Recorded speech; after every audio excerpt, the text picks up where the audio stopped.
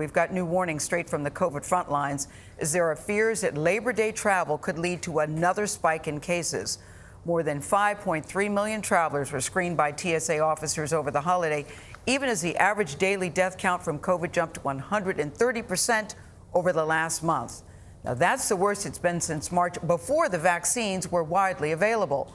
Our lead national correspondent, that is David Begnaud, just visited a Texas hospital where staff are struggling, really struggling to keep up. David, good morning to you. This is so troubling. It is, Gail. About a week ago, we told you the story of Daniel Wilkinson, the U.S. Army veteran who died in a Texas hospital last month. He died because he couldn't get access to the specialized care that he needed in time to save his life. All of the hospitals that could save him were full of COVID patients. So we went back to talk to that ER doctor that tried to save him, Dr. Hassan Kakli. And what we found was a caregiver furious and frustrated that he can't get people the care they need in the time they need it. COVID is kicking humanity's ass.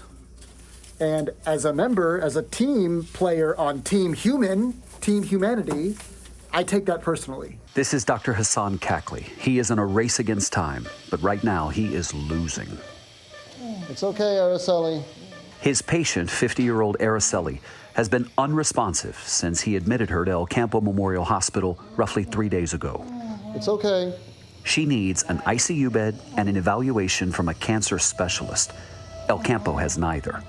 Despite being just 76 miles from Houston, home to the world's largest medical complex and more than 85 different hospitals, Dr. Kakli can't find one that will accept her as a transfer. Everyone is overwhelmed with COVID patients. And I tried to get her into the best cancer hospital in the world, which is also in Houston, and they couldn't take her. Kakli told us the wait times here in the ER are unprecedented. You would never see 4 digits on minutes since checked in. We're 4 digits on the thousands of minutes. We've never seen this, ever. But Dr. Kakli understands what the other hospitals are facing. Here in El Campo, the beds are almost entirely filled with COVID patients, too. So 20 patients in the hospital, only 1 does not have COVID. Wow. That's how it's been, past 3 weeks. Wow. Every day. Tell him, Annie. Every day. Every day. For nearly 4 days, he and his team have worked the phones. Nurse Virginia Broman called almost every hospital in Houston. All righty. Thank you. Bye-bye.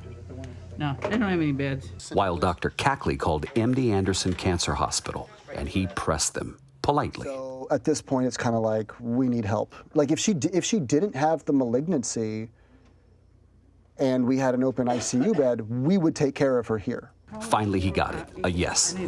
They accepted Araceli. I thought you'd be all jubilant and... No, I'm not jubilant because it shouldn't take 4 days and 5 phone calls to make this happen. It's sad that we're all relieved and happy that we finally got a patient out after 4 days. Like that's where the bar is right now.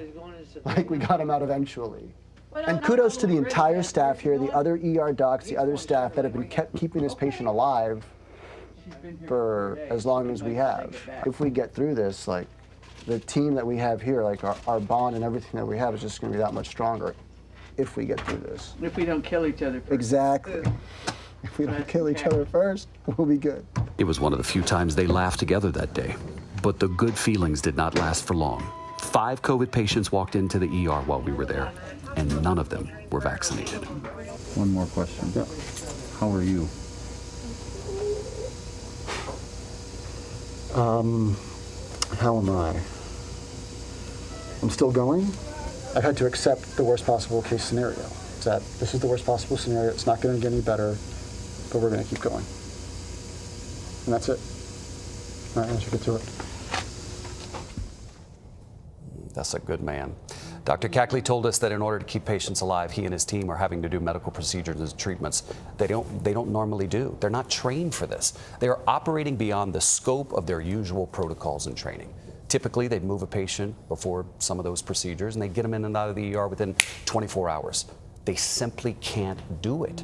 And you know, you asked while we were watching the piece, are they angry at these people? I never saw them angry. They're resigned. You know, he did say to me at one point, he goes, stop telling us that we shouldn't treat unvaccinated patients. That's not going to happen. We're always going to treat them.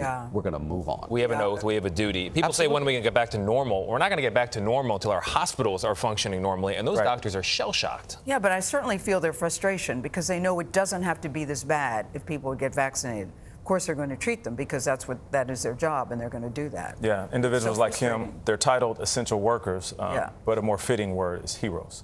Bingo. David, thank you so much.